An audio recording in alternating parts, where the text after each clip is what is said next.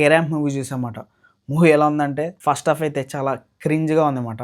Second half కొంచెం పర్లేదనిపించింది. Plot ఏంటంటే మన హీరో వచ్చేసి చాలా చిల్లరగా బిహేవ్ చేస్తూ ఉంటాడనమాట.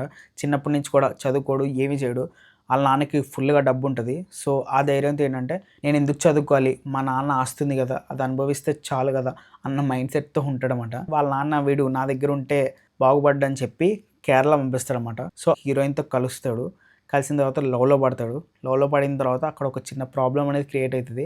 ఆ ప్రాబ్లమ్ ఏంటి? దానిలో నుంచి మనోడు ఎలా బయటపడ్డాడు? అండ్ ఆ ప్రాబ్లమ్ వల్ల మనోడు మారాడా లేదా? అన్నది స్టోరీ మాట. మూవీలో నాకు 2 పాయింట్లయితే నచ్చాయన్నమాట. ఫస్ట్‌ది ఏంటంటే ఎవరైనా మనల్ని భరిస్తున్నారంటే వాళ్ళని గ్రాంటెడ్‌గా తీసుకొని అలాగే వాళ్ళని ఇంకా అలా టార్చర్ చేయకూడదన్నమాట. కాస్త మన వైపు నుంచి కూడా ఆ ఎఫర్ట్స్ అన్నీ పెట్టి వాళ్ళని అర్థం చేసుకోవాలి అన్న పాయింట్‌ని చూపిచ్చారు. అదైతే చాలా బాగుంది. అండ్ సెకండ్ పాయింట్ వచ్చేసి సూసైడ్స్ గురించి చూపిస్తారు.